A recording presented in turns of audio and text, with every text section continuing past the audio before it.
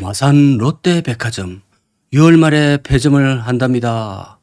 지역구 맘모스급 백화점이 공룡이 쓰러지듯이 문을 닫는답니다. 공룡시대가 이제 막을 내리게 되었습니다.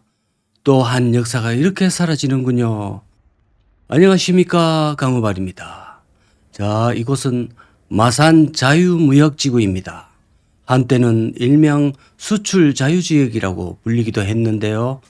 마산의 부흥, 나아가 한국 수출 산업의 기수로 선두주자였습니다.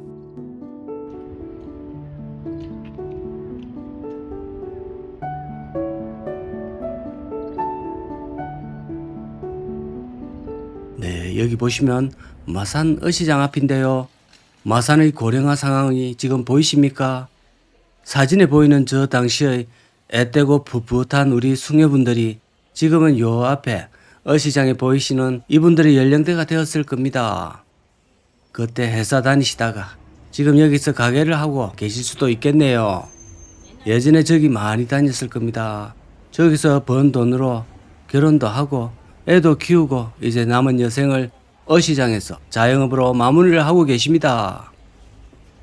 자, 어찌됐건 울산이나 포항 이런 등지에서는 중화공업 위주였다면 여기 마산에서는 섬세한 직공들이 손길로 전자부품과 섬유 제품을 생산해서 마산항에서 일본 및 전 세계로 배에 실어서 보냈고요. 그렇게 달러 및 엔화를 열심히 벌어왔습니다. 자, 거기에 종사했던 인원들은 전쟁 직후 태어났던 전후 세대로서 그때만 해도 7 형제들 중에서 하나만 대학을 보냈고 나머지 5명은 전부 취업 전선으로 투입했습니다. 마지막 1명 정도는 남겨두었는데요. 그것은 농촌에서 농사를 거들다가 결혼을 하게 했습니다. 이제 가까운 이 도시에서 엄청난 양의 취업자리가 제공이 되니까 아무도 그 답답한 농촌에 남아서 아버지와 같이 농사를 짓는 것을 바라지 않았고 모두가 너도나도 이 취업 전선으로 달려 나왔습니다. 마지막 그 하나 있는 것조차도 아빠가 붙잡지를 못했습니다. 자, 그때를 저는 생생하게 기억하고 있는데요. 당시까지만 해도 저는 산업에 투입될 연식이 좀 부족했기 때문에 형님들과 언니들의 상황들을 옆에서 정말 자세히 관찰하고 썰도 많이 들었습니다. 그때 제가 기억하기로 여공들의 평균 월급이 약 한 6, 7만 원 정도 되었던 것으로 기억합니다. 근데 방세가 비쌌기 때문에 한 2, 3명이서 한 방을 같이 쓰고 하는 형태였고 전부 예외 없이 연탄 난방이었기 때문에 가스 중독 사고가 수시로 일어났고 7, 8가구가 사는 다세대 주택에 화장실은 하나가 유일했습니다. 그러다 보니까 아침에 화장실 앞에 줄을 길게 서고 바쁜 사람은 맞성을 내면서 하여튼 전쟁이었습니다. 그 시절이 마산의 최전성기였다 보시면 되겠습니다. 인구가 계속 불어났고요. 가장 절정이었던 1990년도에는 50만 인구를 달성했습니다. 그러다가 섬유산업이 꺾이게 되면서 본격적으로 유출이 시작됐는데요. 그리고 수출 자유지구에 있던 일본 기업들이 인건비에 대한 부담이 점점 늘어나게 되면서 제3국으로 탈출 러시가 이루어지게 됐습니다. 규모가 확연하게 줄게 된 것입니다. 그 당시 수출 자유지구 대문 앞 출퇴근 시간대에 쏟아져 나오는 인파에 잘못 휩쓸렸다가는 밟혀 죽기가 딱 십상입니다. 그리고 저 많은 인원이 월급을 받고 돈을 벌었기 때문에 주말에는 창동, 어시장 쪽으로 그 인원이 막 풀립니다. 마셔라, 부어라. 온 시내 뒷골목에 그들이 주문했던 안죽 없는 연기로 가득하고 정말 한마디로 잘 돌아가는 살아있는 도시의 그 전형이었습니다.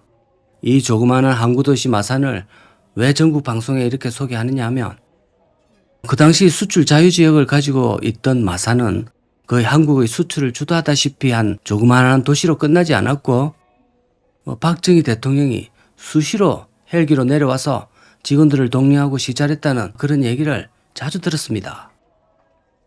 그때는 자영업하는 사람이나 직장에 다녔던 저분들이나 모두가 행복했던 윈윈 하던 그런 시절이었다 생각합니다.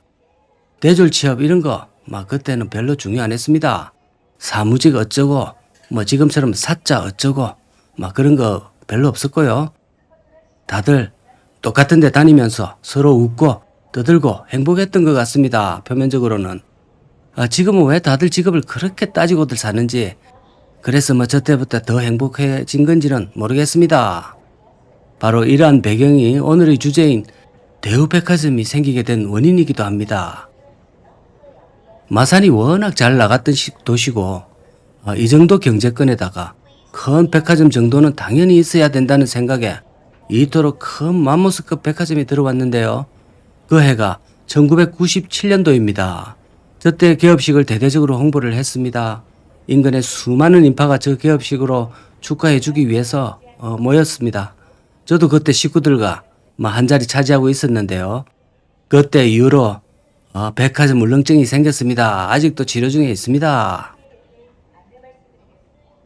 자, 보시면 아시겠지만 비록 촬영 시간이 오전이라 하더라도 이 시간대에는 주로 중년 부인들이 지하마트 쪽이나 카페 같은 곳에 북적여야 정상이거든요.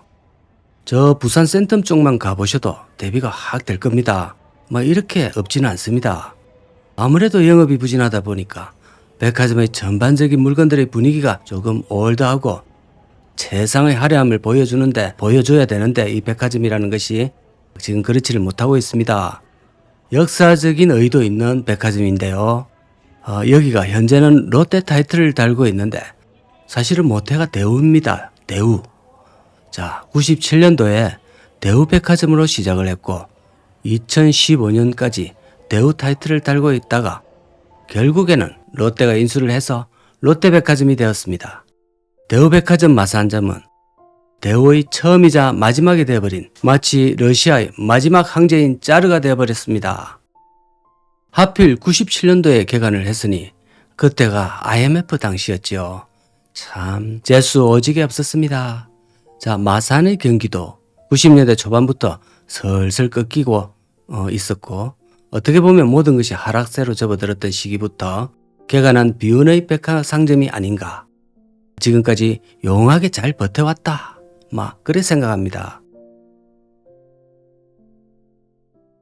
자, 보시면 백화점이 층수가 아주 높은데요.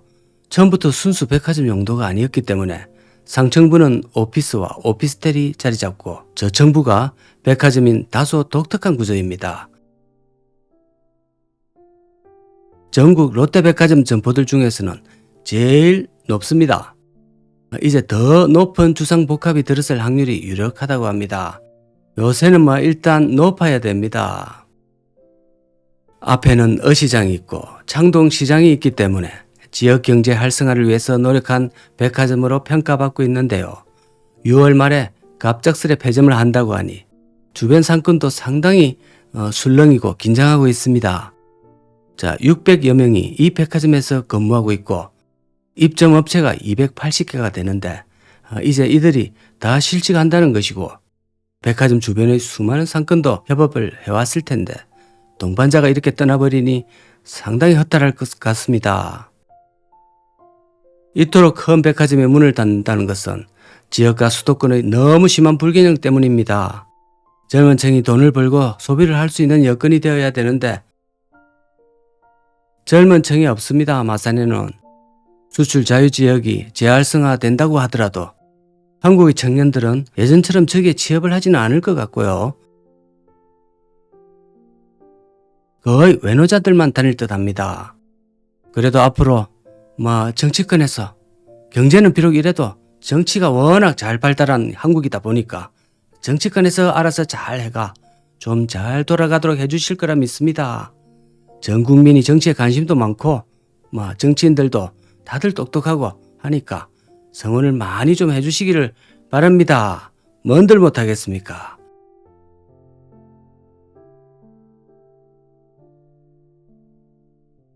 자, 지역 소멸 해소에 힘 좀 써주세요. 자, 도와주세요. 감사합니다.